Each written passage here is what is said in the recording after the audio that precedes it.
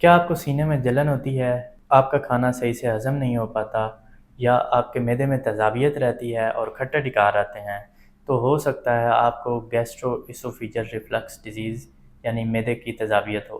अस्सलाम वालेकुम जी, मेरा नाम है डॉक्टर अब्दुल्ला गोंदल और आप देख रहे हैं health talks with doctor Abdullah Gondal. आज की हमारी वीडियो एक बहुत कॉमन डिज़ीज़ जिसको गैस्ट्रोइसोफेजियल रिफ्लक्स डिज़ीज़ या मैदे की तेज़ाबियत कहते हैं, उसके बारे में है। बहुत सारे मरीज़ इस मैदे की तेज़ाबियत के साथ रोज़मर्रा की ओपीडी के अंदर हमारे पास आते हैं और मुख्तलिफ़ कंप्लेंट्स करते हैं। इस वीडियो में हम जानेंगे कि गैस्ट्रोइसोफेजियल रिफ्लक्स डिज़ीज़ है क्या, उसकी वजूहात क्या हैं, उसकी अलामात क्या हैं और कौन सी प्रिवेंशन या लाइफ़स्टाइल मॉडिफ़िकेशन हैं जिनको हम अपना कर गैस्ट्रोइसोफेजियल रिफ्लक्स डिज़ीज़ को कम कर सकते हैं या उससे छुटकारा पा सकते हैं और फिर हमारे पास कौन से ट्रीटमेंट ऑप्शंस अवेलेबल हैं। एंड पे मैं बताऊंगा कि कौन सी ऐसी अलामात हैं अगर वो आपके अंदर आती हैं और साथ आपको मैदे में तेज़ाबियत है तो आपको बिल्कुल भी देर नहीं करनी और अपने मुआलिज से चेकअप कराना है। सबसे पहले हम जानते हैं कि गैस्ट्रोइसोफेजियल रिफ्लक्स डिजीज़ या मैदे की तेज़ाबियत है क्या। खुराक की नाली और मैदे के दरमियान एक स्फिंक्टर होता है या वाल्व होता है जो कि खुराक के मैदे के अंदर जाने के बाद क्लोज़ हो जाता है आम रूटीन के अंदर। अगर किसी वजह से वो स्फिंक्टर क्लोज़ नहीं हो सका तो उसकी वजह से खाना मैदे से खुराक की नाली में जाता है और मुख्तलिफ़ अलामात काज़ करता है। इसे गैस्ट्रोइसोफेजियल रिफ्लक्स डिज़ीज़ कहते हैं। आइए हम जानते हैं कि गैस्ट्रोइसोफेजियल रिफ्लक्स डिज़ीज़ की अलामात क्या हैं। मुख्तलिफ़ पेशेंट्स हमारे पास रोज़मर्रा की ओपीडी के अंदर आते हैं और ये प्रेजेंट करते हैं कि डॉक्टर साहब मेरा जी कच्चा होता है, मुझे सीने में जलन होती है, खट्टे ढिकार आते हैं और इसके साथ साथ खुराक जो मैं यूज़ करता हूँ वो सही से हज़म नहीं हो पाती और अक्सर खुश्क खांसी रहती है और मेरा मुंह का जायका भी अक्सर ख़राब रहता है और मुंह से बदबू भी आती है। तो ये अलामात अगर आपके अंदर हैं तो हो सकता है आपको भी गैस्ट्रोइसोफेजियल रिफ्लक्स डिज़ीज़ का मसला दरपेश हो।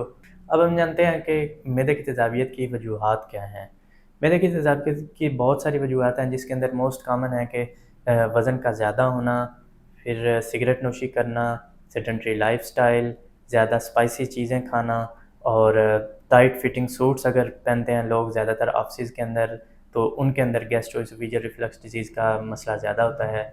फिर इसके अलावा चाय, चॉकलेट, कॉफ़ी इनका इस्तेमाल अगर ज़्यादा है, फिर अगर आपकी लाइफ के अंदर कोई स्ट्रेस है या एंजाइटी है तो उसकी वजह से गैस्ट्रोइसोफेजियल रिफ्लक्स डिज़ीज़ का मसला जो है वो ज़्यादा कॉमन होता है। फिर कुछ अद्वियात ऐसी हैं जिनको अगर आप यूज़ करते हैं तो उसकी वजह से मैदे के अंदर तेज़ाबियत ज़्यादा हो जाती है, जिनको हम आम ज़ुबान में एनसेड्स यानी कि दर्द को दूर करने वाली दवाइयाँ आम ज़ुबान में अगर कहें तो वो होती हैं। अगर वो आप ज़्यादातर लोग मुख्तलिफ़ ओल्ड एज के लोग दर्द वाली दवाइयाँ खा रहे होते हैं, दर्द को दूर करने वाली दवाइयाँ, तो उनको गैस्ट्रोइसोफेजियल रिफ्लक्स डिज़ीज़ का मसला अक्सर ज़्यादा रहता है। अब हम जानते हैं कि अगर आपको मैदे की तेज़ाबियत हो जाए तो हमारे पास ऑप्शन क्या है इलाज के हवाले से। हमारे पास 3 ऑप्शन मेन अवेलेबल हैं। सबसे पहले है लाइफ़स्टाइल मॉडिफ़िकेशन कि हम अपनी ज़िंदगी के अंदर कौन सारी तब्दीलियाँ ला सकते हैं जो मैदे की तेज़ाबियत को कम कर सकती हैं। फिर दूसरी चीज़ है मेडिकल ट्रीटमेंट। मेडिकल ट्रीटमेंट के अंदर हम मुख्तलिफ़ अद्वियात इस्तेमाल करके इसको कम कर सकते हैं।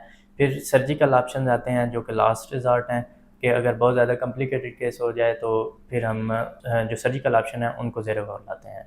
सबसे पहले लाइफ़स्टाइल मॉडिफ़िकेशन के बारे में जानते हैं कि कौन सी ऐसी चीज़ें हैं जिनको हम अपना कर गैस्ट्रोइसोफेजियल रिफ्लक्स डिज़ीज़ या मैदे की तेज़ाबियत को कम कर सकते हैं। लाइफ़स्टाइल मॉडिफ़िकेशन के अंदर अगर आपका वज़न ज़्यादा है तो आप वज़न कम करें, स्ट्रेस और एंजाइटी को अगर आपकी लाइफ के अंदर है तो उसको कम करें। फिर अगर आप स्पाइसी फूड्स इस्तेमाल करते हैं जिस तरह आजकल बर्गर, शवारमा वगैरह ये अगर यूज़ करते हैं तो उसको आपने अपनी रोज़मर्रा के रूटीन से कम करना है या निकाल देना है।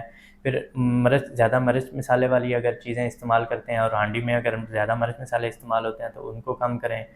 रोज़ाना की वॉक रोज़मर्रा की रूटीन के अंदर ऐड करें और खाना खाने के फ़ौरन बाद सोना नहीं है। अगर आप खाना खाने के बाद कुछ टाइम वॉक करें और फिर तकरीबन 2 घंटे बाद जाके सोएं और जब आप सोएं तो उस टाइम अपना तकिया जो है वो उसको ऊंचा रखें। ये ऐसी लाइफ़स्टाइल मॉडिफ़िकेशन है जिनको अपनाकर हम मैदे की तेज़ाबियत को बहुत ज़्यादा कम कर सकते हैं। अगर इन लाइफ़स्टाइल मॉडिफ़िकेशन के बावजूद अगर आपकी मैदे की तेज़ाबियत कम नहीं होती तो फिर हमारे पास मेडिकल ट्रीटमेंट का ऑप्शन आ जाता है।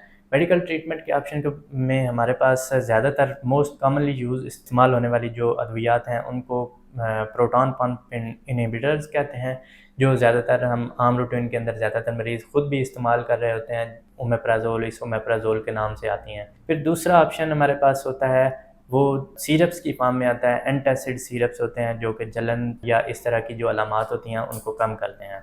फिर हम तीसरी कैटेगरी है वो प्रोकाइनेटिक्स की है, मतलब हम अगर लाइफस्टाइल मॉडिफिकेशन से ठीक नहीं होता तो हमारे पास ये मेडिकल ट्रीटमेंट ऑप्शंस होते हैं, और अगर इनसे भी कंट्रोल नहीं होता तो फिर हम सर्जिकल ऑप्शंस पे जाते हैं और सर्जरी परफॉर्म करके इसको एलिविएट या इसको ख़त्म करते हैं। फिर इसके बाद कौन सी ऐसी चीज़ें हैं, कौन सी ऐसी अलामात हैं, अगर आपके अंदर वो आ रही हैं तो आपने बिल्कुल भी डिले नहीं करना और अपने डॉक्टर से मशवरा ज़रूर करना है। उन अलामात के अंदर अगर आपके पखाने में खून आता है या आपको काले पखाने आते हैं, खाना खाने में दिक्कत महसूस होती है या खाना निगलते हुए खाना सीने के अंदर अटक जाता है और वज़न तेज़ी से कम हो रहा है और आपको कमज़ोरी फ़ील हो रही है, ये ऐसी अलामात हैं कि अगर आपके अंदर आती हैं तो आपको फ़ौरी तौर पे अलार्म हो जाना है और अपने डॉक्टर से रुजू करना है। अगर मैदे की तेज़ाबियत को कम ना किया जाए तो उसकी वजह से मुख्तलिफ़ पेचीदगियाँ पैदा हो सकती हैं, जिसके अंदर मैदे के अंदर अल्सर बन सकते हैं, उसकी लाइनिंग चेंज हो जाती है जिसको बैरेट एसोफेगस कहते हैं। उसके अलावा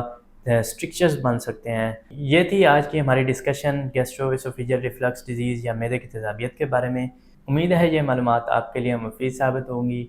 अगर आपको ये मालूमात अच्छी लगें तो ये दूसरों तक शेयर करें और लोगों की ज़िंदगियों को इम्प्रूव करने में, लोगों की हेल्थ को बेटर करने में अपना किरदार अदा करें। वस्सलाम।